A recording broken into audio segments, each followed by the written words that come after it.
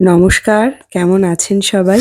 এলিয়ার গৃহকোণের আরও একটি নতুন ব্লগে আপনাদের সবাইকে স্বাগত। আজ শেয়ার করব পালং শাক দিয়ে রুই মাছের পাতলা ঝোল। ভীষণ টেস্টি হয়, একবার ট্রাই করে দেখবেন। তো চলুন যাই, কী লাগছে একটু দেখে নিই। এই যে পালং শাক আমি ধুয়ে পরিষ্কার করে নিয়েছি, আর রুই মাছটাকে আমি আগে থেকে ভেজে রেখেছি, সেটার ক্লিপটা নেওয়া হয়নি। এই যে সেই মাছের তেলের মধ্যে আমি একটুখানি রাঁধুনি ফোড়ন দিয়েছি, আর দেব বেশি করে রসুন থেতো করে দিয়েছি, তাহলে রসুনের ফ্লেভারটা খুব ভালো করে আসবে এই ঝোলে। আর শাকের ঝোলে একদম তেল লাগে না, আমি একদম কম তেলেই রান্না করছি। এই যে রসুনটা একদম পোড়া পোড়া হয়ে গেছে, এবার আমি পালং শাকগুলোকে কুচি করে নিয়েছি, সেই কুচি করা পালং শাকটাকে তেলের মধ্যে দিয়ে খুব ভালোভাবে নাড়াচাড়া করব। এই যে দেখুন, ভালো করে নাড়িয়ে নিয়েছি। এবার আমি আস্তে আস্তে গুঁড়ো মশলাগুলো সব অ্যাড করব।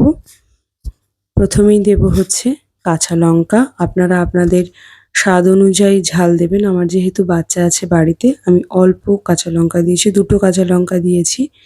হলুদ দিচ্ছি, আর খুব অল্প পরিমাণে দেব জিরে গুঁড়ো। এটা আপনারা চাইলে দিতেও পারেন, নাও দিতে পারেন, আমি খুব অল্প একটু দিয়েছি। আর নুন দিয়ে নিয়েছি। এবার সমস্ত মশলাগুলোকে ভালোভাবে একটু শাকের সাথে মিশিয়ে নেব। আর এখন দিচ্ছি গরম জল।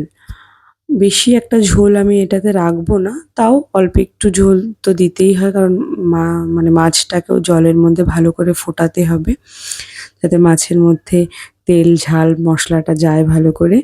তো আপনারা অবশ্যই আপনাদের প্রয়োজন মতো জল দেবেন। আমি আমার প্রয়োজন মতো দিয়েছি, আর আমি আমার স্টাইলেই রান্নাটা করছি। আশা করি আপনাদের সবার ভালো লাগবে। যদি ভালো লেগে থাকে কমেন্টের মাধ্যমে অবশ্যই জানাবেন, আর একটু লাইক করে দেবেন।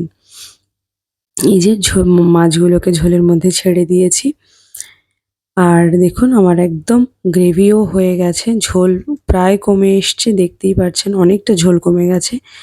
আমি এবার এটাকে নামিয়ে নেব একটা পাত্রে।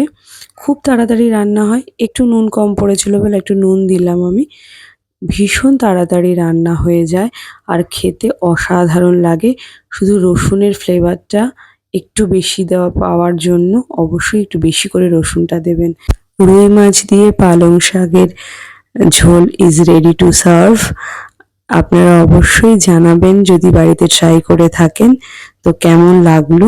আজ এই পর্যন্তই, আবার দেখা হবে অন্য কোনো দিন অন্য কোনো ভিডিওতে।